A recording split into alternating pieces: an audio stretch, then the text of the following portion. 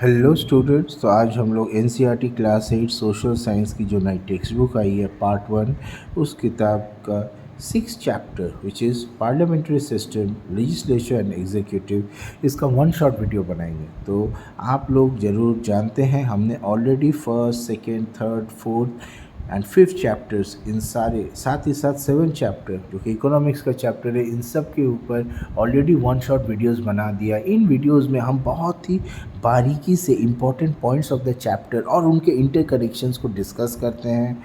ये बहुत इम्पॉर्टेंट एक रिवीजन का माध्यम होता है आने वाले आपके एग्ज़ाम्स के लिए। तो चलिए आज 6th चैप्टर शुरू करते हैं। ओके, तो जो फर्स्ट थिंग दिमाग में आती है वो है, अरे भाई हमको पार्लियामेंट्री सिस्टम की ज़रूरत क्या है। देखिए, आफ्टर इंडिपेंडेंस इन 1947 अपना देश Bharat it became free to decide how it wanted to govern itself, right.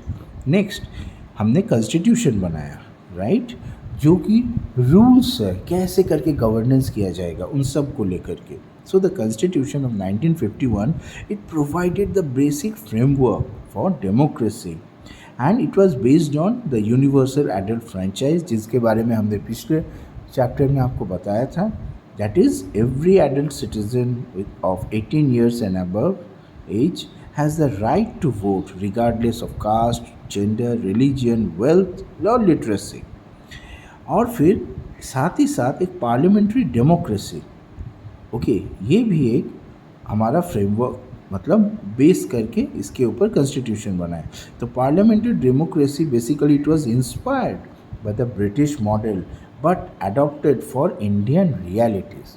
आज भी एजुकेशन सिस्टम से लेके बहुत सारी चीज़ें हम लोग फॉरेन से अडॉप्ट करते हैं, लेकिन अपने देश के में जो है उसके लिए उसमें थोड़ा बदलाव लेकर आते हैं। तो कॉन्स्टिट्यूशन में भी ये चेंज किया गया था। तो एग्जांपल देखिए, in the very first general election कब हुआ था, 1951 to 52। You see over 17 crore citizens voted. आप समझ रहे हैं, 17 crore, which makes it the largest exercise in democracy in the world at that time। Next चलिए अब structure of the Indian parliament पढ़ते हैं। देखिए, India has a by cameral legislature at the union level. By cameral मतलब देखिए दो घर है, लोकसभा राज्यसभा। इन दोनों घर में हमारा काम है इलेक्शन के माध्यम से इन दोनों घरों में अपने रिप्रेजेंटेटिव्स को भेजना, और वो जो रिप्रेजेंटेटिव्स हैं वो धीरे धीरे हम ही को गवर्न करेंगे। ओके, तो इन घरों के बारे में पढ़ते हैं। तो फर्स्ट है आपका Lok Sabha which is basically the house of the people and it is directly elected by the citizens. Remember, there is a maximum of 550 members plus 2 Anglo-Indian members were nominated until 2019. So basically Lok Sabha represents the people of India and today it has 543 elected members. इनको आपको याद रखना है। Next, Rajya Sabha basically the council of states. Remember, it's not directly elected. Members are chosen by MLAs of state legislatures through proportional representation। हर राज्य के लिए अपने हिसाब से है। So there are maximum of 250 members. So क्या समझा हमने देखा कि राज्यसभा जो है बेसिकली रिप्रेजेंट्स द स्टेट्स और यूनियन टेरिटरीज। ओके, तो फिर ये Lok Sabha Rajya Sabha together with the president they form the parliament of India. तो पार्लियामेंट के कितने पार्ट हुए, 1 2 3, 2 तो घर हुए और हमारे प्रेसिडेंट। तो देखिए example, in the 18th Lok Sabha that is 2024 से 2029 जिसका टर्म है, 543 MPs came from different states based रफली on population size. Example, UP में कितने MPs आए, 80 MPs, जबकि सिक्किम में 1 MP। क्यों, पॉपुलेशन के ऊपर। इससे पता चलता है इसको देख करके कि यूपी का population as of 2024 it was 80 times that of Sikkim. आप समझ रहे हैं, इन चीज़ों से आपको पॉपुलेशन का एक इनडायरेक्ट रफ एस्टिमेट पता चलेगा। देखिए राज्यसभा सीट्स टू वेरी। देखिए UP has 31 whereas Goa only has 1। Okay, next सवाल है बाई कैमरल क्यों है? देखिए, the constituent assembly debated whether one house unicameral was enough, लेकिन हमने डिसीजन लिया गया क्या चीज़ का? A second chamber was needed, that is Rajya Sabha की ज़रूरत थी to represent states and add a check on hasty law making. मतलब आपका लोकसभा कोई अगर लॉ बनाया जा रहा है मेजोरिटी के ऊपर बेस करके, तो एक चेक की ज़रूरत है जो कि दोबारा उसको चेक करेगा कि हाँ भाई आपने जो डिसीजन लिया, जो लॉ बनाने जा रहे हैं, क्या सही है, कहीं कुछ आवश्यकता तो नहीं है। ये जो चेक है this will be done by the Rajya Sabha. Okay, तो इससे क्या पता चलता? This reflects federalism, that is balancing national unity with state diversity. And state diversity कहाँ से आया? राज्यसभा से, विच रिप्रेजेंट्स द स्टेट्स। सो देखिए एग्जाम्पल के तौर पे, when the GST goods and services tax was introduced in 2017, राज्यसभा's approval was crucial because it represented states' interest in this nationwide tax reform. Okay, तो अब हम लोग पढ़ेंगे the rules of the presiding officers. देखिए, basically Lok Sabha में जो presiding officer है वो है speaker, who is elected by the member of parliaments MPs, and they ensure discipline, conduct debates and decide who may speak. नाम ही है speaker, he will be the one deciding. Okay, आप principal के जैसे सोच सकते हैं स्कूल का। Example, Om Birla is the current speaker of 2024-2029 okay period. Now Rajya Sabha में क्या है? Vice president of India acts as the ex officio chairman. For example, Jagdeep Dhankar, who was the vice president from 2022, he used to chair the Rajya Sabha debates. उन्होंने अपने पद से recently इस्तीफा दिया है। खैर, नेक्स्ट यूनियन एग्जीक्यूटिव के बारे में पढ़ते हैं। देखिए, द एग्जीक्यूटिव जो है ये एक इम्पॉर्टेंट बॉडी है।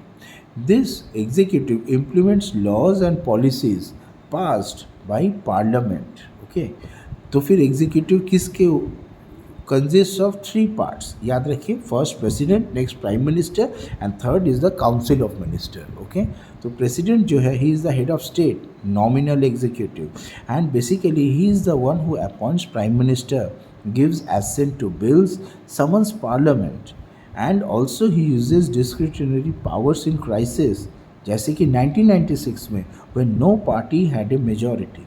नेक्स्ट आपका है prime minister, who is the head of government and basically he is the real executive. याद रखिए, president is nominal executive whereas prime minister is the real executive. Now he is the leader of majority in Lok Sabha. Okay, साथ ही साथ he runs the government with the help of council of ministers. Example देखिए, इन 2004 Manmohan Singh became prime minister even though Sonia Gandhi led the Congress because he had parliamentary backing। अच्छा, अब पढ़ते हैं council of ministers के बारे में।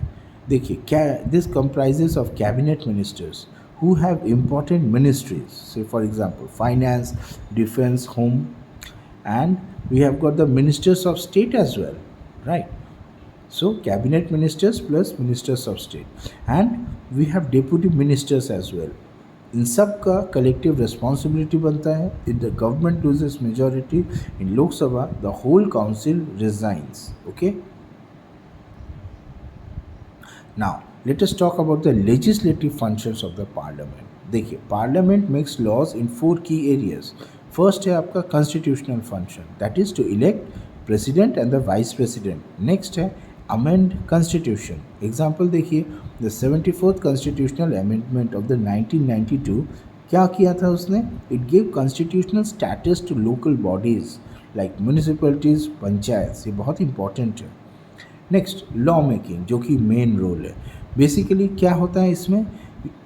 देखिए, बिल क्या होती है? Bill is basically a draft law introduced in both houses, that is Lok Sabha and Rajya Sabha. Next उनको डिस्कस किया जाता है, पास किया जाता है, और जब प्रेसिडेंट एसेंट दे करके साइन करते हैं तभी वो एक्ट बनता है। अच्छा, कितने टाइप्स के बिल होते हैं?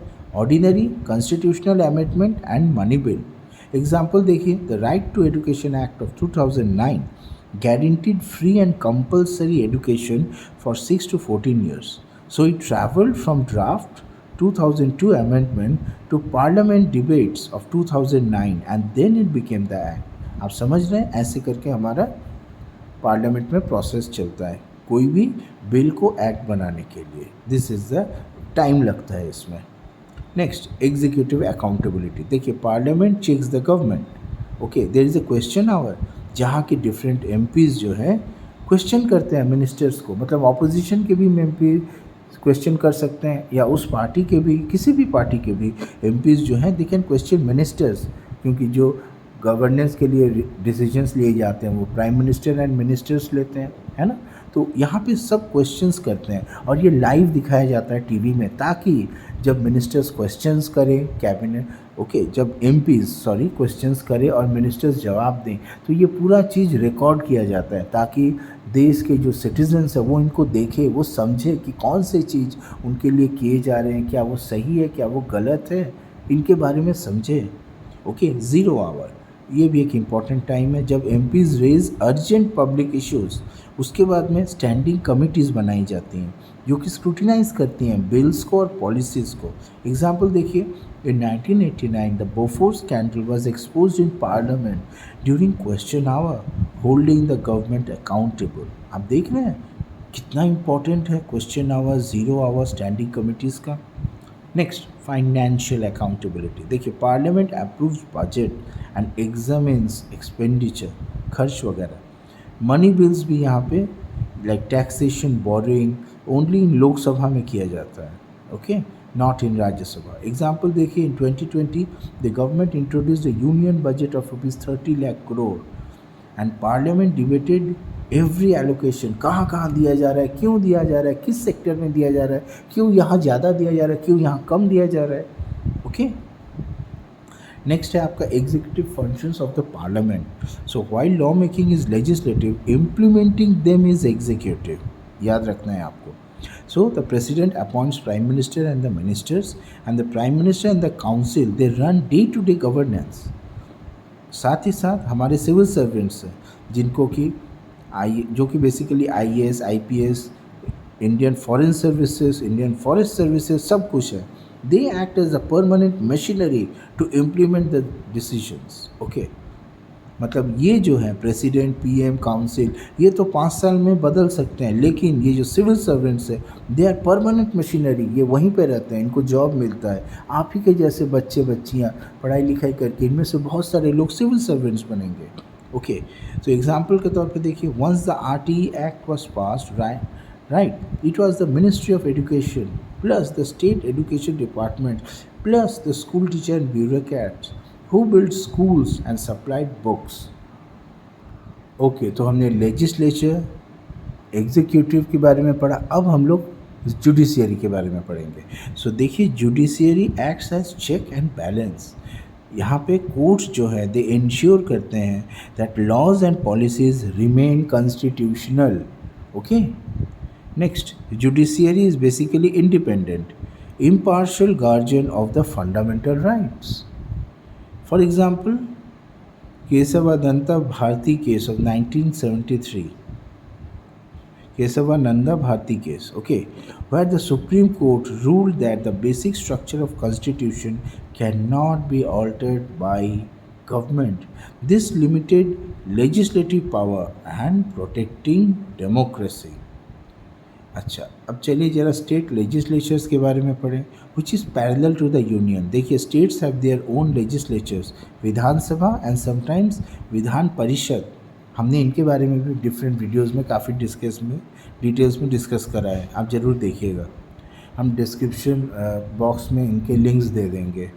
Next, chief minister and the council of ministers run the states. Example के तौर पे देखिए, महाराष्ट्र जो है वो बाई कैमरल है, मतलब वहाँ पे विधानसभा और विधान परिषद दोनों हैं. यहाँ पे bills are passed in both Vidhan Sabha lower house and Vidhan Parishad upper house. जबकि हरियाणा जो है वो यूनिकैमरल है, मतलब यहाँ पे ओनली विधानसभा ही एग्जिस्ट करती है.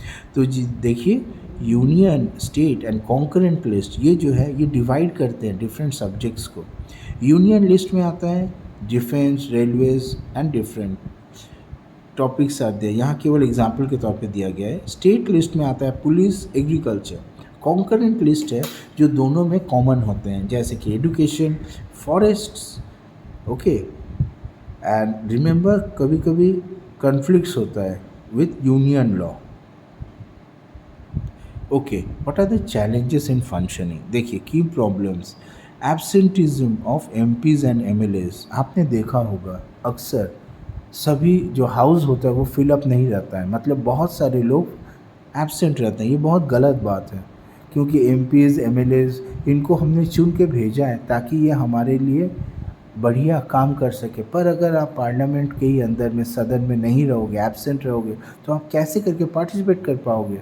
कौन क्या कर रहा है, क्या नियम करवाया बन रहा है, ओके, किसने क्या डिसीजन लिया है, उसको कैसे क्वेश्चन किया जा रहा है, उससे क्या पता चल रहा है अगर आप इस पूरे प्रक्रिया के दौरान वहाँ पे नहीं रहोगे। हम एमपीज़ और एमएलएज़ की बातें कर रहे हैं। देखिए, तबीयत ख़राब एक इशू हो सकता है, लेकिन ये रेगुलर बेसिस पे नहीं होना चाहिए। तो फिर यहाँ तो आप लोग बहुत बड़ा क्राइम कर रहे हैं। एक रकम से आपको भेजा गया जिस काम के लिए, आप वही काम ठीक से नहीं कर रहे हैं। ओके, ये हम सब के ऊपर लागू होता है। हमको अपनी जिम्मेदारी बहुत ध्यान से करना चाहिए, ख़ास तौर पे बच्चों। आप जब स्कूल जा रहे हैं, आपको पढ़ाई भी बहुत ध्यान से करना है। ओके, क्लासरूम में जब आप बैठ के पढ़ रहे हो तो आपका बॉडी वहाँ पे है, क्या आपका माइंड पूरी वहाँ पे है? कभी कभार कुछ ख्यालात आ जाते हैं डिफरेंट टाइप्स के। ओके, उनसे बचना है। ये एक एकेडमिक डिस्ट्रैक्शन होगा आपके लिए। केवल आपका ध्यान उसी चीज़ पे रखने की कोशिश करिए जिसके लिए आप कोशिश कर रहे हैं। जैसे कि स्कूल जा रहे हैं तो स्कूल में पढ़ाई करने की कोशिश करिए। दूसरे वक्त पे आप दूसरी चीज़ों को सोच सकते हैं। तो हमारे एमएलए एमपी बाबूज भी इसी चीज़ में आते हैं, वो अक्सर एब्सेंट रहते हैं। ओके, देखिए, सीखिए आप लोग कहाँ कहाँ गलतियाँ हो रही है। नेक्स्ट है आपका डिसरप्शंस, जैसे कि वॉकआउट्स। बातें हो रही हैं, एक पॉलिटिकल पार्टी पूरा वॉकआउट कर रख गया, मतलब हमको बात ही नहीं सुनना है, वो चुपचाप चलते चलते चले जाएंगे, वॉकआउट करेंगे। अरे भाई, ये अच्छी बात थोड़ी है।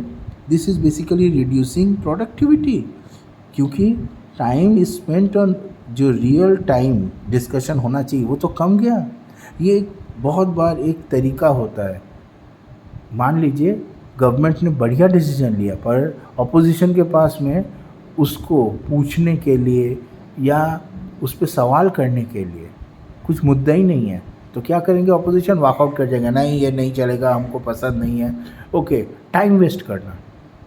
ओके, ऐसे टाइप की चीज़ें होती हैं। देखिए, Rajya Sabha productivity 2018 was at a historic low of 35.75% due to continuous protest. अरे भाई, प्रोटेस्ट करिए, पर जो चीज़ें हो रही हैं आपको डिसाइड करना। अब एक बात बताइए, आप दिन में, सारे दिन में 24 घंटे में क्या पूरा समय कार्टून देखते हैं, गेम्स खेलते हैं? पूरा समय क्या आप बाहर में जा कर के फिज़िकल गेम्स खेलते हो? बिल्कुल नहीं। हर एक चीज़ का एक टाइम होता है। तो आपके सदन के अंदर भी आपको मेंटेन करना है इस चीज़ को।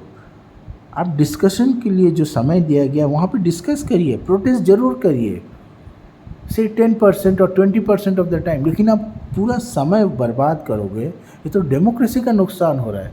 पीपल्स के साथ धोखा हो रहा है, हमारे साथ धोखा हो रहा है, हम जो रिप्रेजेंटेटिव भेज रहे हैं।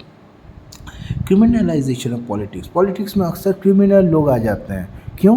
क्योंकि वो बाहुबली टाइप के होते हैं, उनके साथ में उनके गुंडे वगैरह होते हैं। वो वोटर्स को, किसी इलाके के लोगों को दबा छिपा के उनके वोट को कैप्चर कर सकते हैं।